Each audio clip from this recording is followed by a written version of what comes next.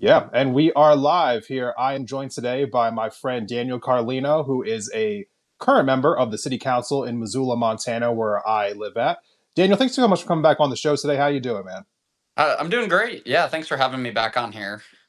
Yeah, absolutely. For those who don't know, I mean, I've been doing independent thought for 5 years now. And actually, the first guest I ever had on the show was, in fact, Daniel Carlino Oh, when he was running for the Public Service Commission out of here in Western Montana. So I really do appreciate you coming back on here today and talking with us about your current run for re-election to City Council. I know that a lot of people who kind of follow independent thought, we talk about the national politics, talk about like the world politics, but I do think it's really important to talk about what's going on in your local communities, and for that, reason was to have Daniel back on today, talk about what's happening here in Missoula, Montana. So, Daniel, just really quickly here, how long have you been on the city council now, and what made you want to run for re-election right now? Yeah, this is my fourth year on city council. I got into politics like as an activist. Specifically, started as like a climate activist, and I would just like to go to politicians like events and to their different gatherings and try and press them on like the really hard questions because most politicians just like aren't standing up for everyday people and are not using their power to uplift the community, but rather like fall into special interests or all these different things that are just disappointing to see. Yeah, Yeah, after years of activism, I was like, well, maybe I should run against one of them. right. Yeah, no, and honestly, you've been doing really good at this over the last few years. I know that I've been really impressed with the way that you've pushed back against a lot of policies that I find to be damning, a lot of policies that seem to be misguided, to say the very, it's probably the nicest I could probably put, place it as far as things that we're seeing here in Missoula, Montana. But first, I wanted to start off with some of the things that you're kind of running on, as far as like policy things you want to focus on for the city, for the community going into your next term here. You have talked about wanting to require like affordable housing units for all housing developments that get our tax money. Now, this is Mm. something that's really important. I mean, not just for where we live, like out here in Missoula, but around all of Montana. I mean, in fact, anyone in America can probably like resonate with this. Housing prices have gotten way out of control. Most people are feeling the kind of like the constriction of it. Whether you are a renter or a homeowner, people are definitely feeling the squeeze right now. And I think that too often, politicians across the board, whether we're talking about all at the federal level or all the way down here at the local level, I don't think they truly appreciate just how much of a bind everyone is in with housing prices. Mm. So as this is like one of the top things you are focusing on, like why is this so important to you, and what exactly does this actually mean to require, like affordable housing units to, to be a part of whatever thing that we do here with our tax money? Yeah, thanks for that question. I mean, I know that both of us are just like tired of having to see like our friends or even family have to move out of town because of the Yeah, higher costs of housing. And, housing is something that everybody needs, and it being built on this like for-profit system makes it to ensure that there's always going to be people that have it and people that can't afford it. And it's right. really, we really need to, build a society where people are put first, not just the pursuit of profits.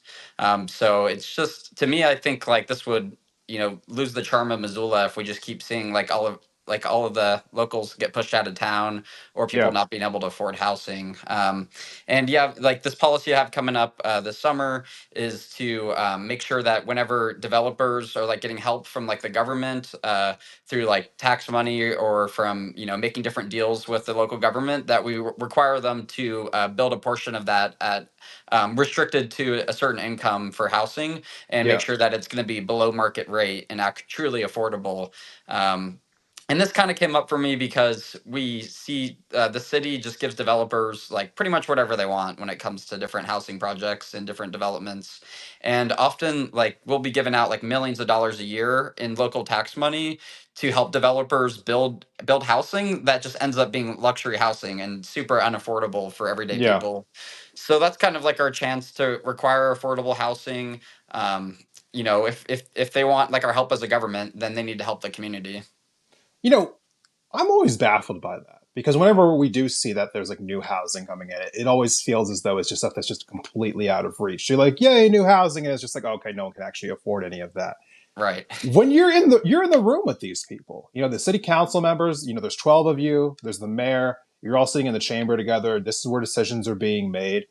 What is the reasoning in the room for the fact that they just continue to kind of essentially, I hate to use the word like gentrify, but like, I mean, that's essentially what they're doing to this place. I mean, it feels like it is becoming like a, how, just how much money do you have club. And then basically everyone who built this community is being forced to leave this community. I mean, what are they saying in the room when all these decisions are being made? Yeah, for stuff like this where they give out like tax money towards like luxury like housing developments, they'll say Yeah, we need housing at every level of income, but all the new housing is just like super expensive and right. unattainable for people.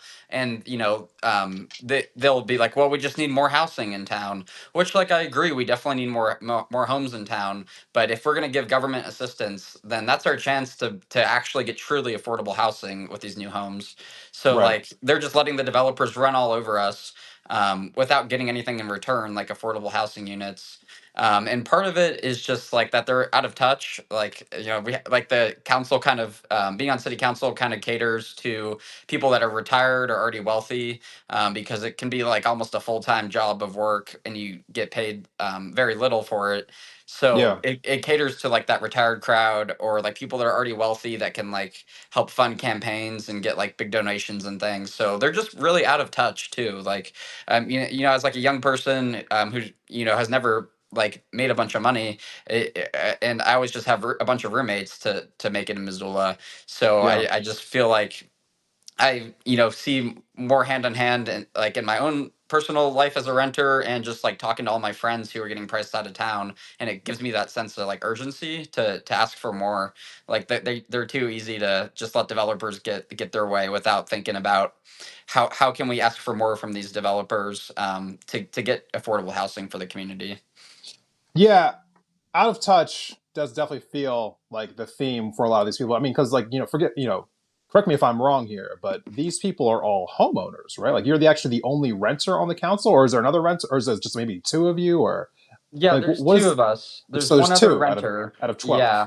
But yeah, and she's more of like on the Trumper side of things too. So she right? doesn't really believe in like government like helping with affordable housing either. So just So 2 out of 12 of us. that's fantastic. So yeah, a lot of obviously lived experience on the council from people who obviously are feeling the housing crunch. No, we're not really. We're joking here, which is probably why we're seeing the decision made to actually have one of the shelters that we have in our town shut down. The Johnson Street shelter is being shut down. There doesn't seem to be a replacement for it coming anytime soon, and a lot of people who are relying on that as a place to have a roof over their head every night are now not going to have any roof over their head. This is also the same exact time while our city just recently criminalized homelessness. So now Right. people can be fined for being on the streets at night. And we are taking one of our two shelters away from these people. Daniel, what is going on here? Why exactly did this decision come down? And what should we be doing about what's going to happen next with all these people?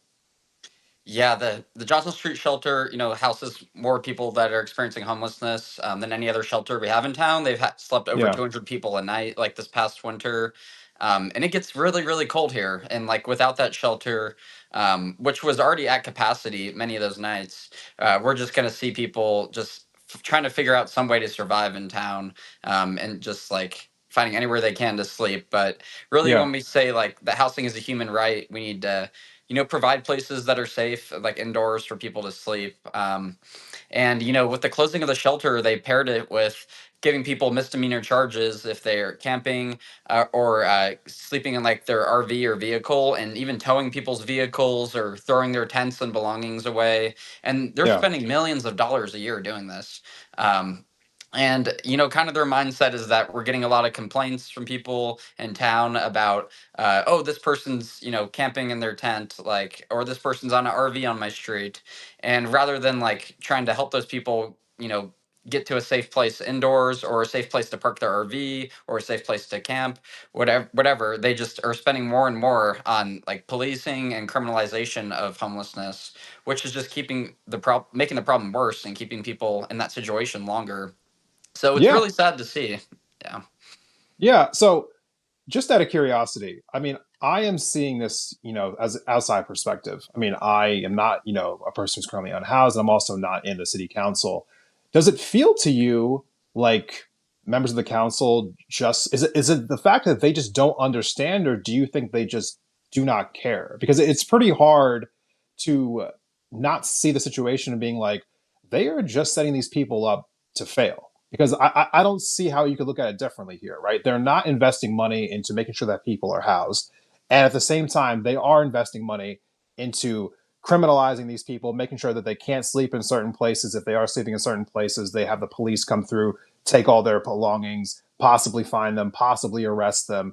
It just feels like we are pushing these people out to the margins. Like, where are we asking them to go? The question I always ask myself in these situations is, if you don't have a home, well, you don't have a home. So where are we asking these people to go, right? So, I mean, what is the temperature in the city council right now? Do they even seem to really care about what they're asking these people to do? Yeah, it seems like they are seeing people like our neighbors that are experiencing homelessness as like a problem to be solved rather than constituents to be served and like to help. And we hear the government say here, like the city council and mayor and city staff all the time, they say, oh, the city's not meant to be a service provider. That's the nonprofit's job. And that is completely ridiculous. Like the government is here to help people and to make change that people can truly like feel and see. And the city should be a service provider. We should be helping work. We can work hand in hand with nonprofits, but we have the tax money, and we need to be helping provide services with that money, like shelter beds for people, programs to get people like jobs or like whatever they need to get out of homelessness. But they just have this mindset as if the government is not supposed to be a service provider, but they do think the government's supposed to be pushing people around with like more policing and things like that. So it's just a completely we just completely disagree in political ideology. Okay. For those who have just joined us or joined us late, this is Daniel Carlino. He is a member of the city council in the city that I live in Missoula, Montana. He is running for re-election here this year. And he just said something that has completely just melted my brain, which is there are people who are elected to a local government here in my city who said that the government is not a service provider. They say What that consistently. Yeah. what are you talking about? The government is not a service provider. Like, look at every level of government. That is what the government does. They provide services to the people. That is your only function for existing. Like, that is something that you would expect to hear out of the mouth of like Donald Trump. It's Right. just completely devoid of logic. And yet, for those who aren't aware of our part of the world here, this is actually the most like liberal part of the state of Montana. You refer to this as like the blue dot in the red state. People liken it to, Portland, Oregon, or Austin, Texas, so on and so forth. We're supposed to be the liberals here in Montana, so to speak. But wow, that is just Yeah. baffling to me. Baffling to me. Um, I could go on and rant. I will spare you. I want to get to some other questions here that I have for you about other things that you were trying to address. One of the which, talking about providing services for the community, to which, man, I got to really just, I think I have to haze more of these people online, so we'll have to come back to that, Daniel. Uh, Public ambulance service, something that you wanted to talk about. Now, ambulances cost a lot of money, when people are in essentially life threatening situations. You've talked about wanting to shift that burden away from people having to worry about that onto Mhm. the city government being able to provide that free of charge. Can you tell us a little bit more about that? Right. Yeah. If you walk out after this interview and get hurt and for some reason, Yeah. then and somebody calls an ambulance. Typically in Missoula, the fire department gets there first, and all of our fire department employees are also like EMT certified, and then the ambulance comes. So we have a contract with the ambulance company that if they don't show up for I think it's like 20 minutes, then the fire department can take you to the hospital. But because Yeah. the ambulance company wants to make profits, they have the right to make you wait longer to bring you to the hospital. So essentially, I'm pushing for public ambulance service because we want people to get to the hospital faster and we don't want them to have to pay thousands of dollars. We need to put people just to get a ride to the hospital. We want to put people's lives first rather than the pursuit of profits. So I don't think a for-profit company should be any dealing with healthcare at all, and especially not charging people thousands of dollars for a ride to go help save their lives or get the care that they need. Yeah, absolutely. And I think to a larger perspective, I know we're talking about local politics right now, but I can't help myself talk about something, more national here for a second. Mhm. These are the moments that it really truthfully kind of gets to me when people talk about like, oh, the Democrats, they went too far to the left. People were rejecting that. It was too toxic. When you actually break down what it means to go to the left, it usually just means exactly what you just talked about. How can we find a way to remove the profit motive from certain things in our society that they just don't belong there, right? Like, should we actually have a profit motive for an ambulance service, something that is supposed to like legitimately just save your life, right? Right. I mean, to a degree, they operate the same way the fire department does. The fire department is there to put out a fire to save your life, to save your property. Like, we don't have them as a private company. Why are ambulances, making profit off of your life-threatening moment? So it just seems like too simple to me that should be a thing. I don't understand why it isn't currently a thing, but I appreciate you bringing that to the forefront here. Another thing that you wanted to talk about was making our mobile support team a 24/7. Can you go into a little bit about like what is the mobile support team and where they're currently at and where you're trying to get them to? Right. Yeah. So, currently, the way most local governments work is we have, the police like come and respond to every situation that's an emergency, like a one size Yeah, fits all thing. And recently in Missoula, we created like a mobile support team, which is one way to take off a slice of that pie from the police, and then have like a EMT and a psychologist come answer like mental health related calls. And currently, they're running, I think, just like. About 10 hours a day, but yeah, clearly like we have these crises 24/7, so we really want to put more money towards this team, which I've introduced budget amendments to do in the past, and we want to make this a 24/7 service, so that people can get like the proper care when they're in a mental health crisis, rather than people showing up with like arrest power and guns. And I think we could yeah. do this with other aspects of policing as well. Is find the teams that and the employees that really truly know the issue, and can be a specific team for different types of issues, rather than having this one size fits all with police answering every call. You know what? I want to take, I think a lot of times when we have these conversations, we have them from the perspective of, hey, we need to just get the police out of our lives as much as possible because of, just the dangers that can be occurred when the police are involved in all these different situations. I want to actually take a pro police stance here for this particular issue. I think that it is beneficial for them to have less on their plate. Sure. Because, to a degree, we ask the police to be psychologists. We ask them to, like be traffic stop people. We ask them to then go ahead and solve crimes and deal with domestic disputes. I just think that we ask too much of the police. I think it would be in their best interest if they didn't have to wear so many hats. And I think it'd be also very much beneficial for the community as well if we weren't asking these people who constantly are walking around with guns attached to their hips to not have as many different stresses in their lives maybe every day. Maybe it would lead to some more favorable outcomes for everyone all around. So Yeah. that's my pro police argument for all of this. Yeah, I couldn't agree more. And the Missoula Police Department is pretty in favor of expanding the mobile support team as well, and I Yeah, think they agree with some of that. But they're just simultaneously getting more and more money pumped into them. But I just think right. we need to start distributing that money into you know the best way that we can help, and let's not be so one size fits all with policing, and let's think more creatively about how to solve some of these emergencies. So I Right. totally agree with your argument there. Yeah, I mean, and at the end of the day, when you go back to the city council and they talk about how they don't, provide services for the community, remind them that the police are a service and they keep pumping more money into that. So obviously they are for, providing services to the community. Right. Just baffling statement. Yeah. Baffling statement. I'm sorry. I don't know if I can get over that. Okay. You also want to get pesticides out of public parks. I got to say, I've heard some interesting proposals over the years when it comes to thinking about innovative ways to help the city. That's one that I haven't heard before. What exactly is going on in the public parks as far as pesticides are concerned, and why are you taking a focus on that right now? Yeah.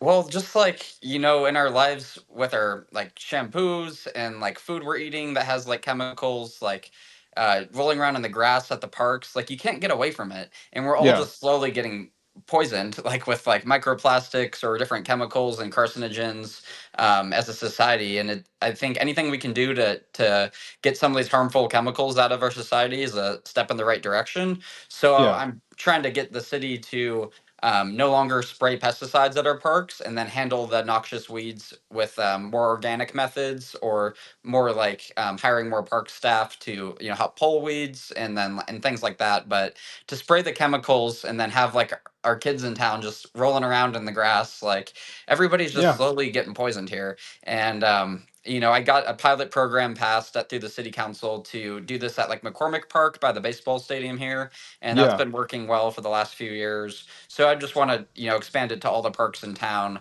Let's not unnecessarily spray chemicals everywhere. Right. Right. So there's a couple more things I wanted to talk to you about here. First and foremost, you had mentioned that you wanted to change kind of like how public comments go for city council meetings. For those, for a little bit unaware here, whenever the city council meets together, like downtown here in Missoula, they allow the public to come in and they can listen in on the meetings that are happening for the city council. I think that's great. They used to allow public comment, for was it every meeting or just most meetings, Daniel? Yeah, every meeting, right at the beginning of the meeting, anybody from the public would be able to come in and have Right. three minutes to say whatever you want. And then too many activists were coming into city council, or too many people that were not happy with the way government was going. So the city council moved that to the end of the meeting, where it could be wait until like 9, 10 p.m., 11 p.m., anytime, and they basically kind of ice people out to where people are ready to go home. They're tired of waiting to say their 3 minutes. And Yeah. yeah, so I'm trying to get that changed back, as well as some other things that they've been doing to try and stifle like public participation. Like before, anybody could email the entire city council, and then their email would be public up on the city website. So anybody that talked to the government, then their email is public, and like the news could grab it, or like we could all see it. And they got rid of that. They moved the public comment to the end. They're just trying to find different ways to make it to where the public can't participate. And it's because people participate when they have an issue with their government and they want to see something changed. And then the people in power, rather than responding to that change, they just want to push them down and try to make it to where they can't criticize the government. And it's a pretty authoritarian way to run a government. I was, the word that was going through my head just now was Trumpian, but authoritarian. These are synonymous things as far as I'm Yeah. concerned. I can't help but note again, like we are supposed to be in the like blue dot in the red state, yet our city council seems to reflect really strongly some Trumpian vibes here, and I'm not really a big fan of it. So you want to change it so that the public comments go back to the beginning of the session? Is that basically what you want to do here? Yeah, back to the beginning of the session, and then back where there's like one email to email all the council members, and then it goes up on the city website. Yeah. And then I did get one positive thing passed related to this, where the council members would often cut people's public comments off like mid sentence, like if they had like we had a long list in our rules of things that you cannot say at a council meeting, and if somebody used a bad tone or like Used a impugned the bad motives. tone? Yeah, like got too loud or said something against like a certain council member, they would go point of order and they would cut people off mid comment. And luckily I was able to introduce something that got passed to change those rules to where they can't really just cut people off for all these different reasons.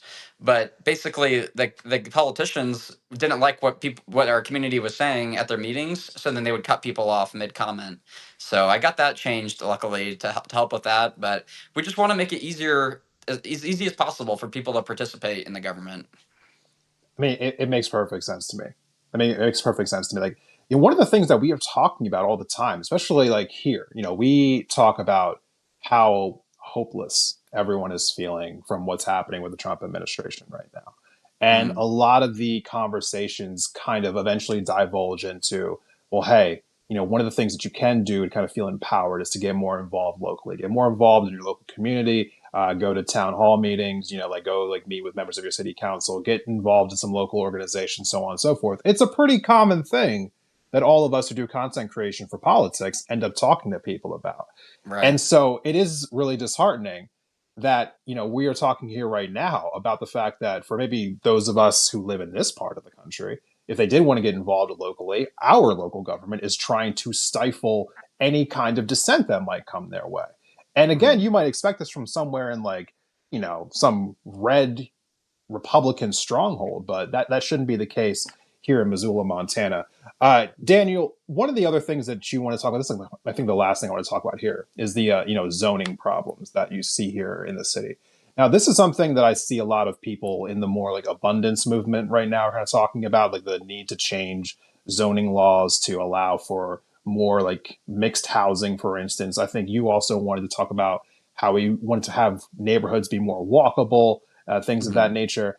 What exactly do you want to focus on with that, and why is it important?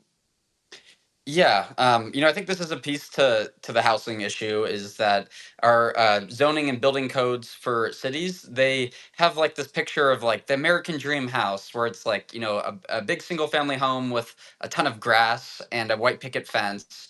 And then they force that the governments have forced that through zoning and then through building codes and things like that to make it to where that's like almost all you can build around town. About 50% of Missoula's land, that's all you can build Mm-hmm. until recently. So right now we're changing our entire zoning map for the city, and I passed something to try and make it easier to build like those accessory dwelling units or like tiny homes like on those yards to like add those in.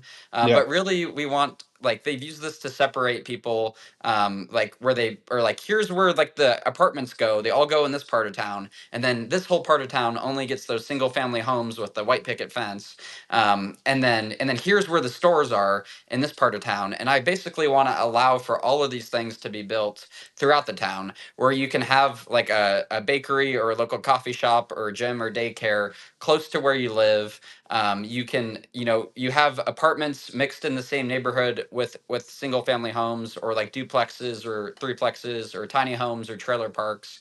And then this way you allow for like an abundance of housing where and also allow for all those amenities that we all like to enjoy to go to like within our neighborhoods, so you're not having to get in your car to drive to every single place. And then to where the wealthier people in town also live next to like the lower income people in town, and it's mixed together, that we're not like you know segregating people. Like in this part of town is where the people that live in apartments live, and this part of town is where like the $1 million homes are. Like we need to have that come together, and then also have commercial in the neighborhoods so people can live close to where they want to go. Yeah, I think one of the last things I wanted to mention here is that some of the reasons why you're kind of hamstrung to only dealing with the affordability issues, the way that you are, is because of the state government here in the state of Right. Montana being, the red state that we are, Republican governor, Republican controlled supermajorities in the state legislature. You're kind of, shackled a little bit to what you can actually do at the local level. I know that sometimes people from other states, they might say like, oh, you need to try this, you need to try that, but there's just certain things that we actually just cannot do because they have stripped so much local control away from the cities here in Montana. So I appreciate you doing as much as you can do, given the fact that the state legislature just obviously just isn't in a place where they seem to care about what is happening here at the local level as far as the housing crisis Mhm. is concerned, because we are in fact controlled by the Republican Party, and they just do not care about what's going on here. So, Daniel Carlino, really do appreciate so much you coming on here today talking about your run for city council. For people who want to find you online, where can they find you at?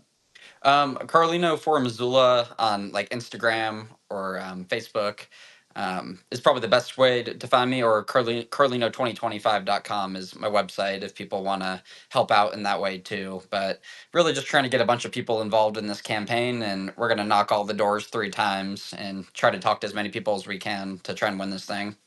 Yeah, absolutely. So, for those watching the playback, those all those links will be in the episode description, so you can go ahead and click in there now, and you'll be able to follow along and check them out on Instagram, Facebook, website, anywhere else. All right, Daniel, thank you for coming on today. Really do appreciate it. Hope to have you back on again before we get to the election here in November. Best of luck to you knocking on the doors. And hey, we need more people here in Missoula who are actually fighting for people and not just fighting for corporations and for big money. So really do Yeah. appreciate Thanks all for the work having that me. you do. Thank you so much. All right, everyone. Well, thank you for watching this conversation. We really do appreciate it. I'll be back tomorrow with Natalie Bensavenga for a live conversation. We'll be talking about more national politics then for those who aren't real big fans of local politics, but you should be. You should be. And then we will also be back on Friday as well for another conversation. So make sure that you are subscribed so that you don't miss those. You can click at the top of the screen right now and you can subscribe to our newsletter. Thank you, everyone. We'll see you in the next conversation.